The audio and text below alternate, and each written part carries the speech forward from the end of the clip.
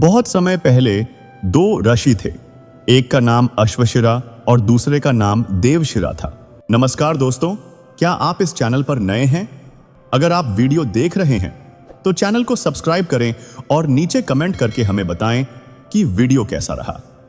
चलिए, एक दिन देवशिरा एक जंगल में अकेले बैठकर झप कर रहे थे। उसी समय अश्वशिरा वहां आए। देवशिरा अपने पास ही साधना करने के लिए एक स्थान ढूंढना चाहते थे। देवशिरा मुनि का जप रुक गया। उन्होंने आंखें खोलीं और अश्वशिरा मुनि को देखा और उनसे वहां आने का कारण पूछा। अजनबी मुनि ने कहा कि वे साधना के लिए स्थान खोज रहे थे। देवशिरा ने अजनबी मुनि को साधना के लिए अपने पास आने से मना कर दिया। बैठ जाओ। अश्वशिरा मुनि देवशिरा की बात सुने बिना दंड भुगतने के लिए बैठ गए। यह देखकर देवशिरा क्रोधित हो गए और उठकर आसन फेंक दिया। दोनों क्रोधित हो गए। अश्वशिरा क्रोधित होकर घड़े से पानी लेकर देवशिरा को शाप देने लगे। तुम क्रोधित होकर सांप की तरह व्यवहार कर रहे हो। तुम सांप बन जाओगे और चील से भी डरोगे। देवशिरा भी इससे कम नहीं जानते थे। उन्होंने भी कमंडल से जल लेकर अश्वशिरा को श्राप दिया।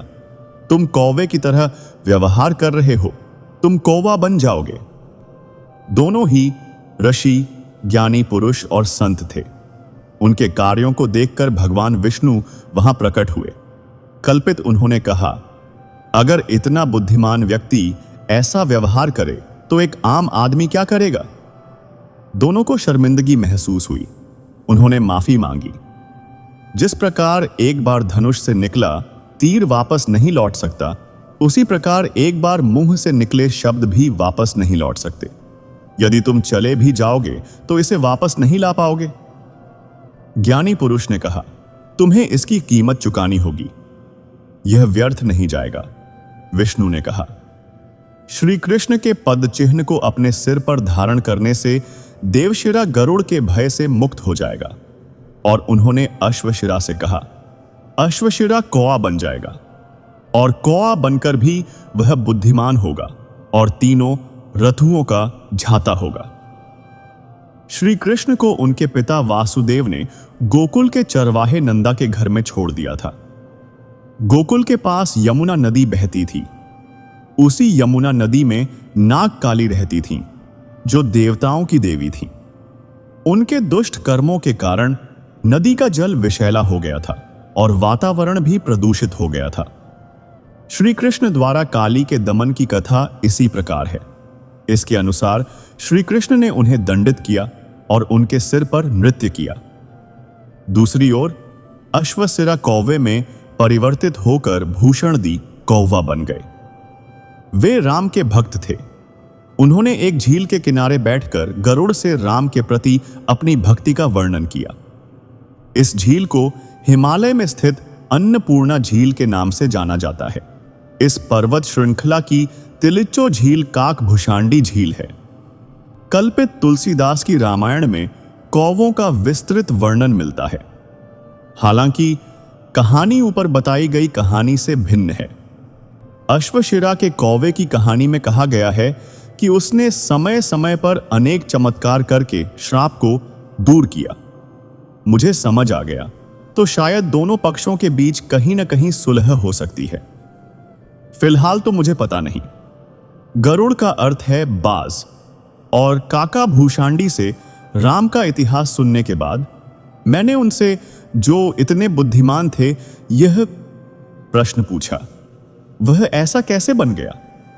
यह एक बड़ी कहानी है। मैं आपको संक्षेप में बताता हूं। काकभूषांडी मूल रूप से एक मनुष्य थे। वे अच्छे थे, भक्त थे, लेकिन उन्होंने इसके विपरीत किया। इसलिए भगवान शिव ने उन्हें श्राप दिया कि वे सर्प बन जाएंगे, यानी अजगर। वहां एक संत थे। उन्होंने जब शिव की स्तुति में नमामि शमिशं निर्वाण रूपम कहा गया तो शिव ने कहा कि उनके शब्द व्यर्थ नहीं जाएंगे, बल्कि यह श्राप काकभूषंडी के लिए श्राप में वरदान होगा। उन्हें 1000 जन्म लेने पड़ेंगे। इस प्रकार अनेक जन्मों के बाद काकभूषंडी ब्राह्मण बन गए। वे गुप्त दर्शन के लिए ऋषि लोमशा के पास गए। जाने के लिए ऋषि ने उसे समझाया। उसका मन पक्का हो गया। उसने उनसे फिर से समझाने को कहा। इस प्रकार एक समय लोमशा को गुस्सा आ गया कि ऋषि इतना कुछ समझा रहे हैं फिर भी वह ध्यान से नहीं सुन रहा है। उनके बीच बहस छिड़ गई। लोमशा सही था, लेकिन काक भूषांडी उसे समझने की स्थिति में नहीं था। आगे क्या हुआ? जो होना है सो होना है। श्राप फिर से दोहराया गया। क्योंकि उसने कौवे जैसा व्यवहार किया, इसलिए उसे कौवा बनने का श्राप मिला। बाद में लोमशे ने उसे फिर से निर्वाण का मार्ग दिखाया। कौवा भूषांडी 27 जन्मों तक कौवा बनकर रहा और राम की गाथा गाता रहा। उसका निवास स्थान झील के किनारे था। बातें सुनने के लिए बिठाते थे। अगर आपको हमारे वीडियो पसंद आए तो प्लीज चैनल को सब्सक्राइब करें। हम हर दिन नए वीडियो अपलोड करते हैं। प्लीज नीचे कमेंट करें